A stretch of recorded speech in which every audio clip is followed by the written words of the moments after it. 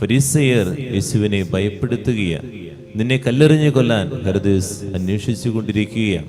അതുകൊണ്ട് നീ ഓടി രക്ഷപ്പെട്ടുകൊള്ളുക, അവൻ്റെ കയ്യിൽ നീ പെടേണ്ട ആവശ്യമില്ല എന്ന് ഹെരോദാവ് കൃത്യമായിട്ട് യേശുവിനോട് പറയാൻ പറഞ്ഞു എന്ന് പറയും.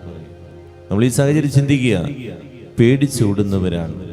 ഈ കാലഘട്ടത്തിലും പീഡനങ്ങൾ നടന്നുകൊണ്ടിരിക്കുന്നുണ്ട്. കഴിഞ്ഞ ദിവസം ഒരു വൈദികനെ മർദ്ദിച്ച കാര്യം, അതുപോലെ തന്നെ ഓരോരോ സ്ഥലങ്ങളിൽ ക്രിസ്ത്യാനി എന്ന പേരിൽ കുറേയേറെ ബുദ്ധിമുട്ടുകൾ അനുഭവിക്കുന്ന കാലഘട്ടമാണ്. ഈ കാലഘട്ടത്തിൽ നമ്മൾ ചിന്തിച്ചു നോക്കി, യേശുവിനെ പോലെ ഞാൻ എൻ്റെ കടമ നിർവഹിക്കുമെന്ന് പറഞ്ഞ് ധൈര്യത്തോടെ പറയാൻ പറ്റുമോ എന്നുള്ളതാണ് നമ്മൾ ചിന്തിക്കേണ്ടത്.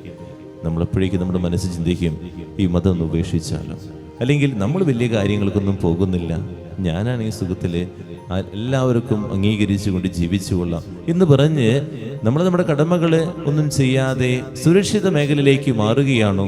യേശു ചെയ്തതുപോലെ സുരക്ഷിതങ്ങളെല്ലാം കളഞ്ഞ് എൻ്റെ കടമയിലേക്ക് കടന്നു വരികയാണ് ചെയ്യുക. നമ്മൾ ചിന്തിച്ച് നോക്കുക.